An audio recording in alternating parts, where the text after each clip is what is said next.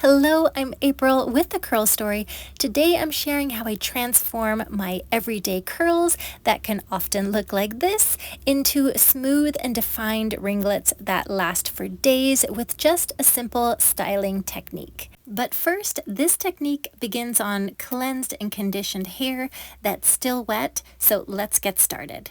Now, my hair is considered medium density, and this styling routine takes me about 10 to 15 minutes before I begin diffusing and finishing my styling.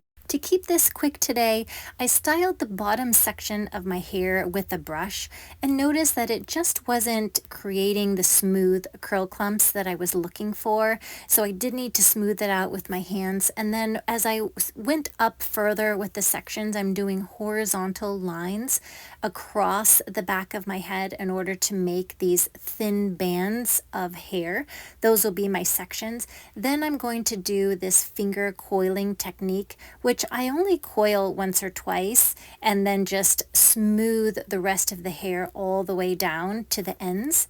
Once I complete a section, I'll give a light scrunch at the end just to bring up those ends because the water weight does tend to pull them down.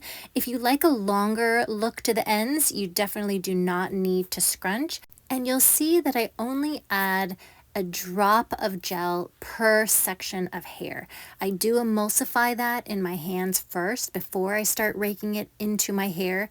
And here I did use a brush just to help me smooth that gel throughout my hair before I do the finger coiling. So definitely use that if you have that available. Otherwise, more raking will do the same trick too, to smooth the gel from roots to ends. The amount of gel you use does depend on how much hair is in your section and also how your hair is taking in that gel and how much water is already in your hair. So definitely apply a little at a time. Only add more if you feel your hair needs a little bit more. You want your hair to feel fully coated, but not that there's any glops of gel throughout your hair anywhere. You definitely want to smooth it out. And if you do apply too much, a brush may also help you to take some of that out so you have a thinner coating of gel that's more evenly distributed throughout all of your hair.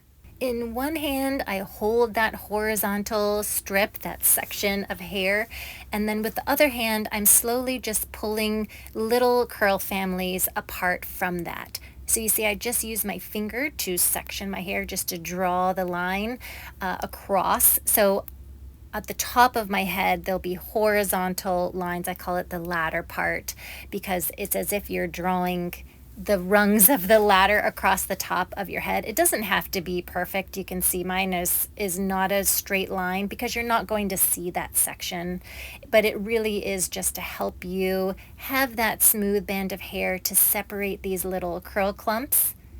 And be sure to keep a water bottle handy because this top section of hair could start to get dry by now. And so you do want it to still be wet in order to blend with that gel and to create those smooth, frizz-free curl clumps in the end.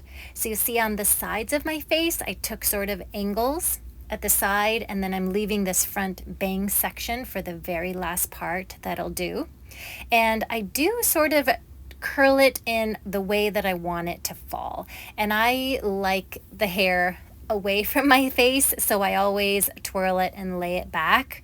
And then those little front pieces, I'll just choose which side I want them to go. Depending, because I usually like some sort of a diagonal part or a side part. This really gives you a lot of control over how you want your curls to frame your face. Then just before diffusing, I spray all of my hair with a good coating of a flexible hairspray.